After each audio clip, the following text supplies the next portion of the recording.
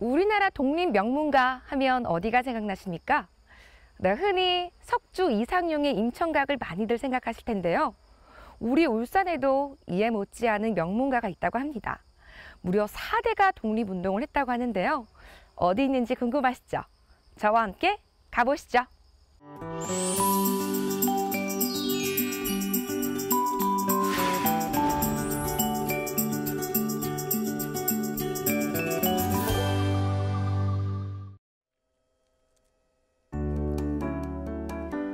수만 년의 세월 동안 태화강을 지킨 선바위.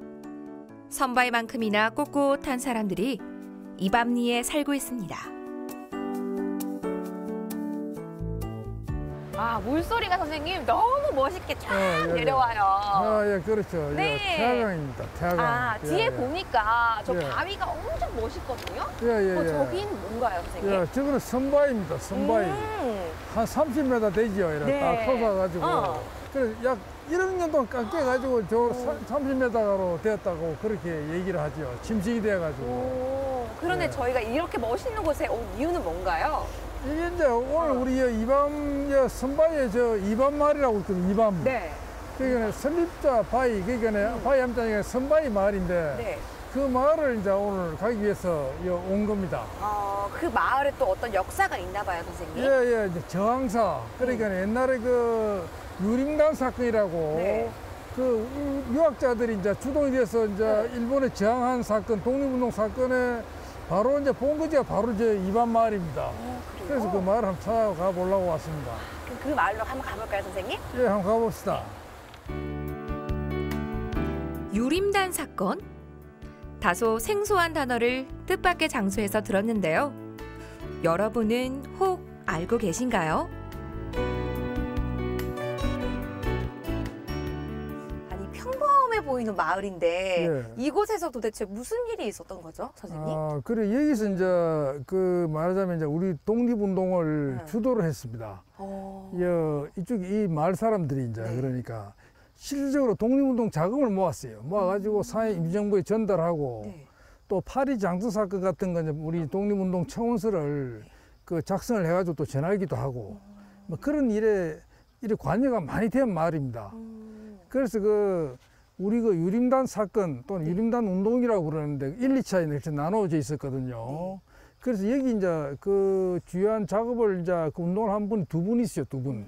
그 손후이라는 분하고 그다음 이우락이라는 분하고 두 분이 이제 그러니까 주도해가지고 이제 운동을 많이 했고 그래서 보면 이게 이제 보면 인물이 굉장히 많습니다. 보면 이진상이라고 이분은 한주학파 대태주인데 여기 있는 분들은 한주파 학자입니다. 한주파 학자. 그래 보면 이제 대표적인 게 곽종석, 손희수, 손채수, 장석영 이런 분이 있거든요. 곽종석은 거장 대학자고.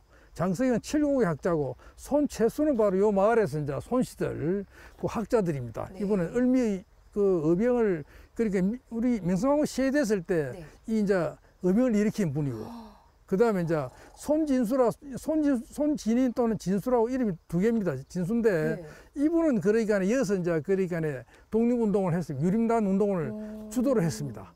이분의 아들이 누구냐니까 바로 손후이거든요. 요분은 요 동생이고 이 전부 다 이제 옛날에 우리 건국훈장을 받은 분들입니다. 전부 다. 그래서 특히 이제 손후이라는 분이 이 사람이 아버지거든요. 손은교라는 사람 딸의 아버지입니다. 이게 이제 부녀지간입니다. 부녀. 의미의병 손채수, 유림단 손진인, 손후익, 딸 손은교. 모두 이밤리 사람들인데요. 이들의 활동이 점점 궁금해집니다. 그렇지 않나요?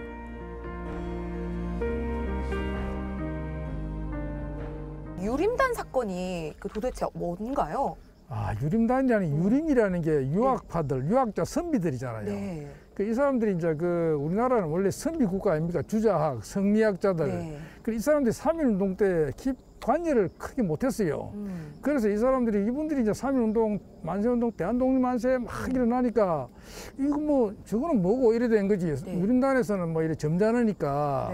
그래서 이 사람들이 이제 분발해가지고 그래서 이번에는 우리가 독립운동 마무리는 우리가 하자 이래가 1920년에 파리 장서 사건이라고 있어요. 장서라는 게 길장자거든. 그러니까 그 한문으로 막 길게 탁 써가지고 우리 민족은 뭐 어떻고 독립을 해야 되고 참 일본한테 해방이 돼야 되고 이런 걸 쫙 써가지고 이 이제 편지를 두루마리를 해가지고 이거를 이제 들고 이제 파리 강화회의에 그 파리에 가야 됐어요, 유럽에. 네. 그래 가는데 그 당시에 뭐 갈 교통이 없잖아요. 배도 없고 비행기도 없고 뭐 일본 사람이 딱 맡고 있지. 그래가지고 그거를 이제 그 전한 사람이 이제 말하면 누구냐? 네. 그 이제 이 김창수 선생. 파리 장서를 써가지고 그거를 이제 들고 이제 그리고 상해까지 이제 이 김창수 선생이 갔어요. 네. 가지고 그래서 이제 다시 파리 가려니까 파리가 배가 없는 기라. 그래서 우편으로 우체국 갔어요. 우편으로 보냈다고. 네. 우편으로. 그게 유명한 파리 장서 사건인데. 파리 장서 사건. 1920년 유명한 항일운동인데요. 이밤리의 손우익 선생이 여기에 깊이 관여합니다. 파리 장서. 여러분도 궁금하시죠?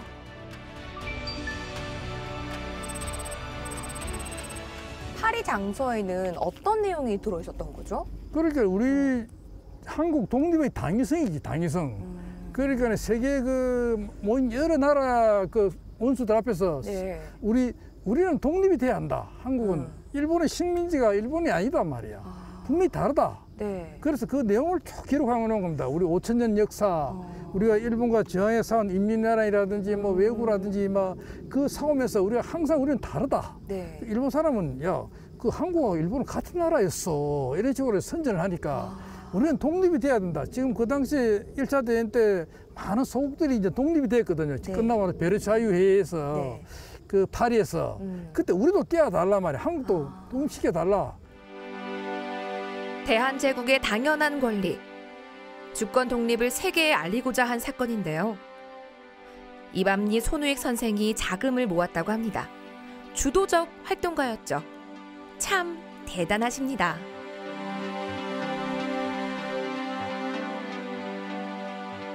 2차 갔죠, 2차. 네. 2차는 뭐냐, 이거네. 그러니까 우리가 저기 만주에다가 그 군사 기지를 만들라 그랬어요. 네. 땅을 한 3만 평 이래 받아가지고. 그래서 그것도 김창수기가 주도했거든요. 심상 김창수 선생이 네. 1차 했던 바로 요 동네와 관련되는 사돈이잖아요. 네. 그게 왔다 갔다 하는 그분이 주도를 했는데 돈이 20억이 필요해, 20억. 예. 그 당시 돈은 2,000원이라. 그래가지고 그 20억을 어떻게든 이어서 다 모은 겁니다. 이어서 모아. 이 마을에서요? 이 마을하고 요 주변에 울산에서 거의 한 7, 8억을 모았어요.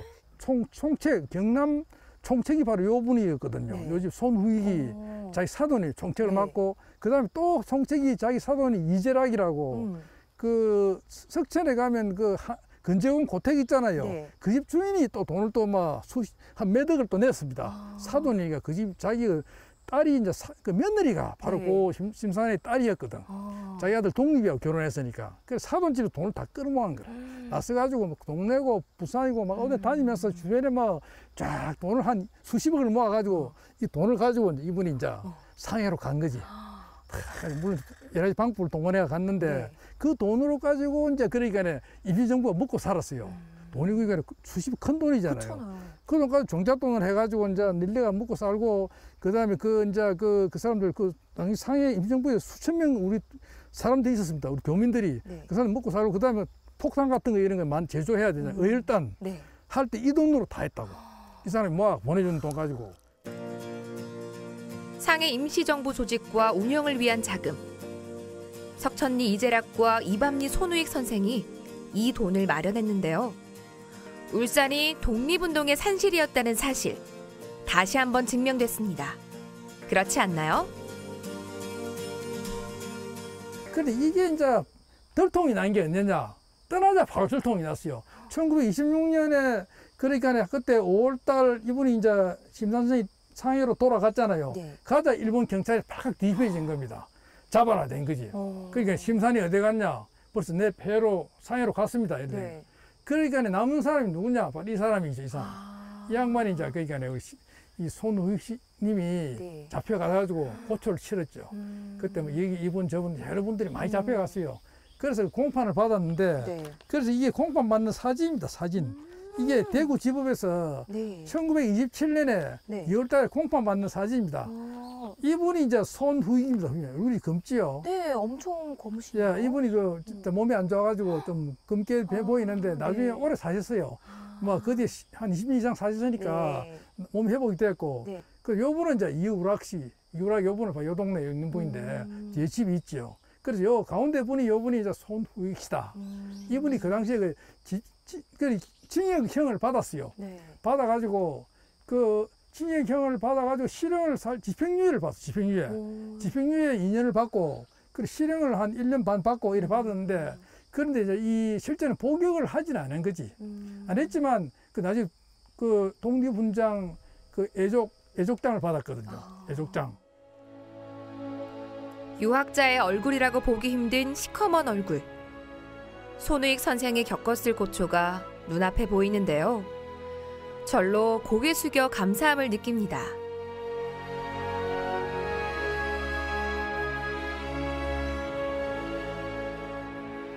이분이 이제 그 부친은 이제 그러니까 손진수 씨, 또 손진인 씨라고 그러는데 이름이 두 개인데 그다음에 이제 조부는 손채수.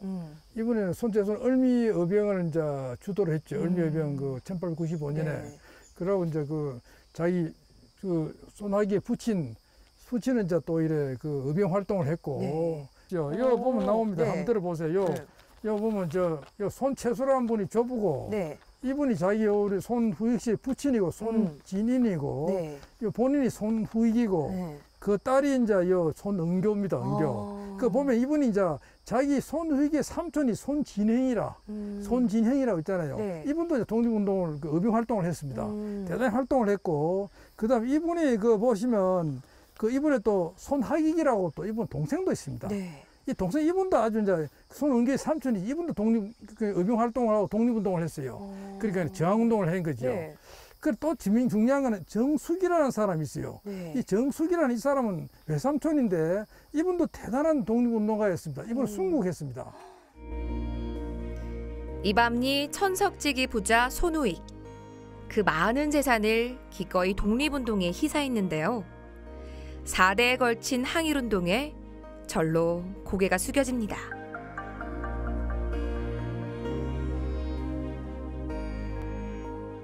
사대 독립운동가 집안이거든요. 네. 4대가. 그러니까 상대 저항, 그러니까 맨날 손채수, 네. 그 정조부, 그 다음에 조부는 이제 그러니까 손진수, 조부, 그 다음에 손후익과 손학익, 네. 아버지, 그 다음에 본인은 이제 그 손은교, 여기서 자랐잖아요. 네. 손은교. 나중에 심상 김창수의 며느리가 됐잖아요. 그래서 이 4대가 그 독립운동 저항을 했습니다. 그래서 참 이게 우리 안동에 뭐 석주 이상용이나 그런 곳곳이 뭐 소리를 이래 대대로 몇 대로 한 집에 있긴 있어요. 울산에도 있다는 거죠. 울산에도 그분들이 여기서 이제 그 정신을 학문을 닦아가지고 저항 정신을 닦아가지고 일본과 싸웠다. 대대로 싸워간 그 훌륭한 곳이 바로 이 마을이다. 울산이다. 뭐 그걸 하나의 그 오늘 이 밤에서 이야기할 수 있는 겁니다. 4대 항일운동 명문가. 울산의 이밤리에 있다는 사실 오늘 알았는데요. 이번 추석 항일운동 명문가 순례 강추합니다.